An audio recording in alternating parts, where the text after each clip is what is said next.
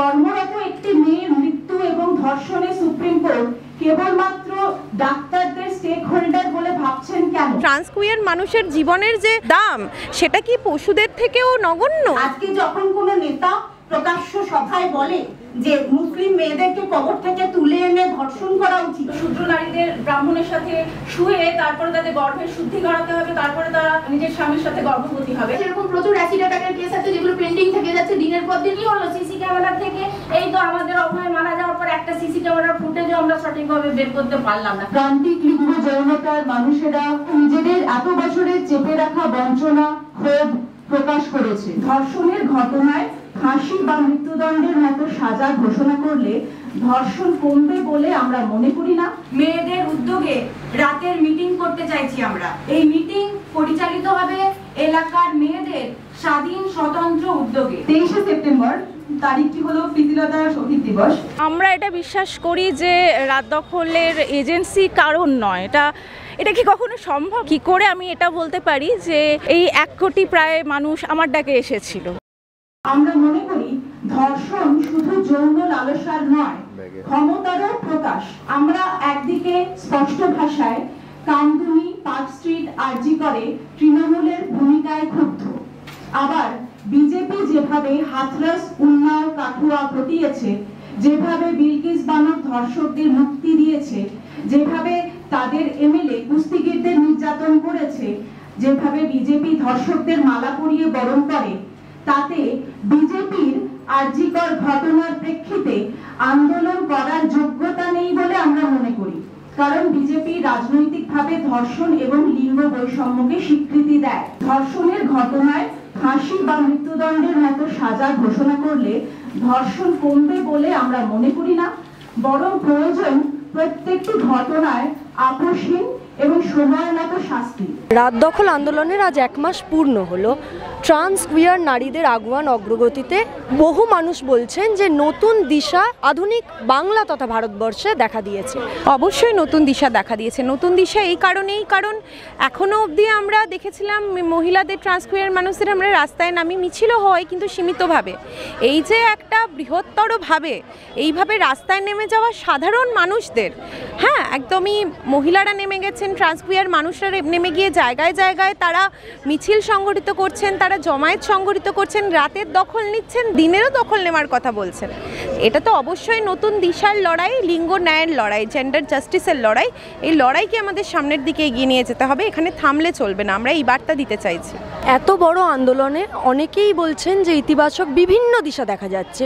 সমাজে মূর্তভাবে কি কি দেখা গেছে? এখনো পর্যন্ত 1 মাস ধরে মেয়েরা এবং ট্রান্সকুয়ার মানুষেরা নির্ভয়ে যে রাতে বেরোচ্ছেন, এটাই বা কত আমরা দেখেছি, এর আগে তো দেখিনি। মেয়েরা ট্রান্সকুয়ার মানুষেরা তাদের যে কোনো সময় বেরোনোর অধিকার নেই, তো সেইটাকে অগ্রাহ্য করে যে রাতের বেলায় তারা বেরিয়ে এসেছেন, এটাই তো একটা প্রচণ্ড ইতিবাচক দিক। এবং অনেকগুলো, মানে এটা এত সংক্ষেপে বলা যাবে না যে এই যে বাচ্চা স্কুলের মেয়েদের আমরা দেখছি বেরোতে, এটাই বা আমরা কবে দেখেছি? স্কুলের মেয়েরা যে মিছিল করছে, স্কুলের দিদিমণিরা তাদের লিড করছেন এবং তাদের এনকারেজ করছেন, রিক্লেম দ্য নাইট।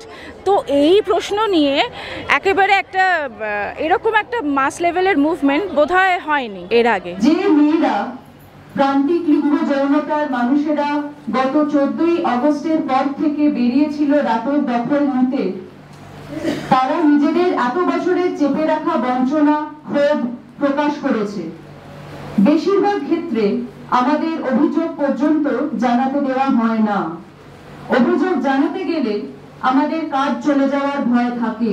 ধর্ষণ সংস্কৃতি আমাদের উপর সহিংসতা আরো বাড়ায়। এই আন্দোলনে পুরুষরাও বহুল অংশে পা মিলিয়েছেন। কিছু বিচ্ছিন্ন ঘটনা বাদে তারা মহিলাদের নেতৃত্ব মেনে নিয়েছেন।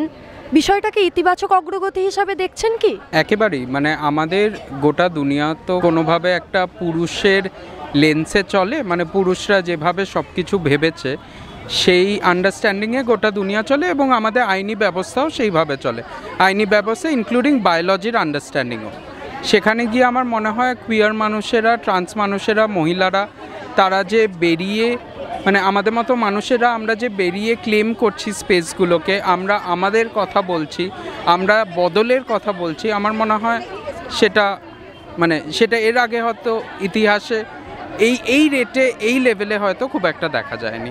আন্দোলন চলাকালীন আপনারা বিভিন্ন দাবি দাওয়া নিয়ে প্রচার করেছেন এবং হাজির হয়েছেন। আমরা জনতা স্পিক্স আন্দোলনকারীদের সাথে কথা বলতে গিয়ে দেখেছি এই দাবি দাওয়ার সমর্থনে তারা সার্বিকভাবে রয়েছেন।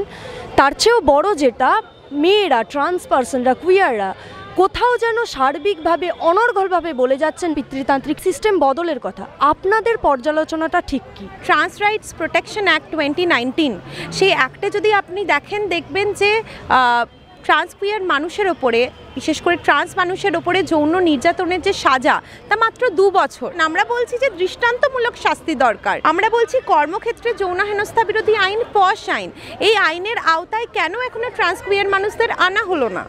এছাড়াও আমার মনে হয় যে এখনো অবধি ট্রান্স কুইয়ার মানুষরা তাদের আন্দোলনকে ধরে কি নির্দিষ্ট দাবি, সেই দাবিগুলো নিয়ে তাদের কথা বলা খুব জরুরি, তাদের মুখ থেকে তাদের কথাগুলো শোনা আরও জরুরি। এলাকায়, পাড়ায়, মহল্লায়, কারখানায়, কাজের জায়গায় মেয়েদের উদ্যোগে রাতের মিটিং করতে চাইছি আমরা।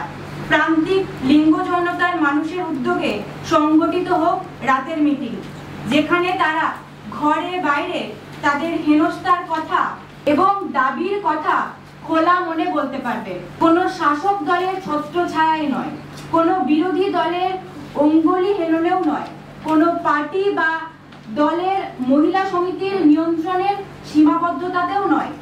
এই মিটিং পরিচালিত হবে এলাকার মেয়েদের স্বাধীন স্বতন্ত্র উদ্যোগে। আমাদের রাতের সভাগুলিতে বিভিন্ন সামাজিক, অর্থনৈতিক শ্রেণীর মানুষের সক্রিয় অংশগ্রহণ এবং কথোপকথনের মাধ্যমে তাদের আরো দাবি দাওয়া উঠে আসুক, প্রান্তিক লিঙ্গ ও যৌনতার মানুষের দাবিগুলো উঠে আসুক এই মিটিংগুলোর মধ্য দিয়ে। এই আন্দোলনে প্রত্যেককে প্রত্যক্ষ ভূমিকা রাখুন। আপনারা বারবার বলেছেন অদলীয় কিন্তু রাজনৈতিক, এই অদলীয় শব্দটার পরিবর্তে দলর্ধ বললে কি ঠিক হয় না?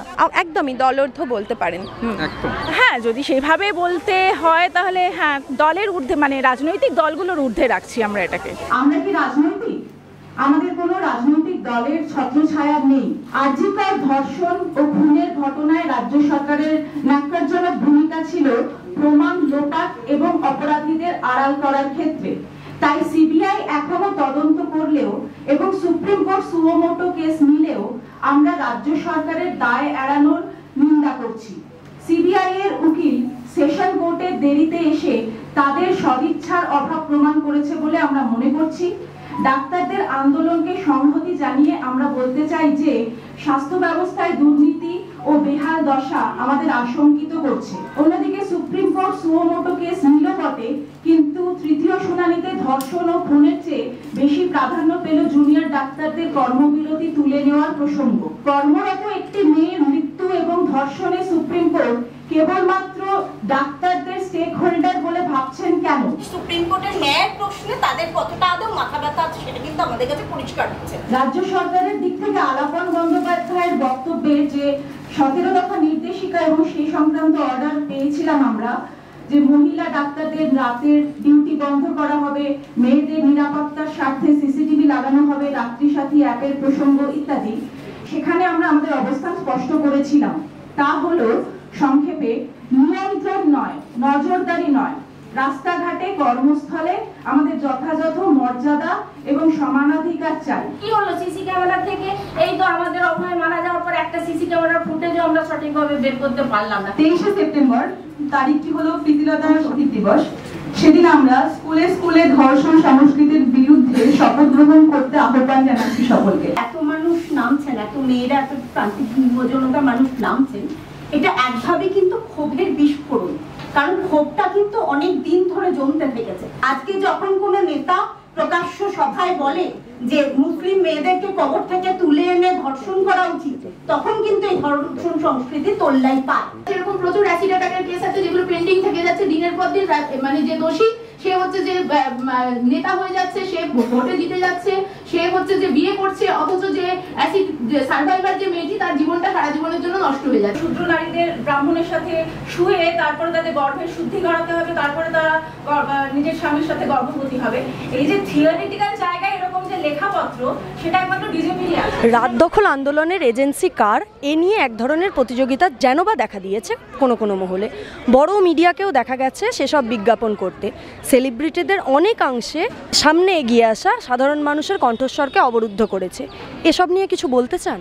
আমরা যারা এই প্রেস মিটে উপস্থিত হয়েছি তারা নিজেদের পরিচয়কে এভাবে দেখছি, বিভিন্ন জায়গায় যে মেয়েরা অথবা প্রান্তিক লিঙ্গ যৌনতার মানুষরা এই আন্দোলনে অংশগ্রহণ করে রাত দখল করেছে, অধিকার দখলে নেমেছে, আমরা তাদের মধ্যে যোগসূত্র তৈরি করার চেষ্টা করছি। মানে আমরা এটা বিশ্বাস করি যে রাত দখলের এজেন্সি কারণ নয়, এটা কি কখনো সম্ভব? মানে সাধারণ বুদ্ধিতেই যদি ভাবো যে প্রায় 1 কোটি মহিলা ট্রান্স স্কয়ার সেদিন রাতের দখল নিয়েছিল, যে ডাকটা দেওয়া হয়েছিল সেটা 3টে জায়গা ছিল, যার মধ্যে একটা জায়গাতে আমি ডাক দিয়েছিলাম একাডেমিতে। এবার কী করে আমি এটা বলতে পারি যে এই 1 কোটি প্রায় মানুষ আমার ডাকে এসেছিল? ঠিক আছে, তো এইটা আমার মনে হয় এজেন্সিটা কেউ দাবি করতে পারে না। এরকম একটা গণ আন্দোলন এই রেঞ্জে হয়ে যাওয়ার পরে যেরকমভাবে কোনো ব্যক্তি করতে পারে না, আমার মনে হয় কোনো সংগঠনও করতে পারে না, কোনো রাজনৈতিক দলও করতে পারে না। এমনকি রাজনৈতিক দল বাদেও ধরা যাক সামাজিক সংগঠন, নারী সংগঠন, কেউ যদি এসে বলে আমি এই সংগঠন, আমি এটা ডাক দিয়েছিলাম, তাহলে সেই ক্ষেত্রেও আমার একটা বিরোধিতা থাকবে। আমার মনে হয় যে এত বড় লেভেলের মাস মুভমেন্ট কোনো নারী সংগঠন বা কোনো পলিটিক্যাল পার্টি, এত স্পন্টেনিয়াস মুভমেন্ট খুব রিসেন্টলি দেখেনি। ফলে কেউই, শুধু ব্যক্তির কথা আমি বলছি না, শুধু কেউই, কোনো ব্যক্তি, কোনো সংগঠন, কোনো পার্টি বোধহয় এইটা এজেন্সি দাবি করতে পারে না যে আমরাই রাত দখল করছি বা করেছিলাম শুরু।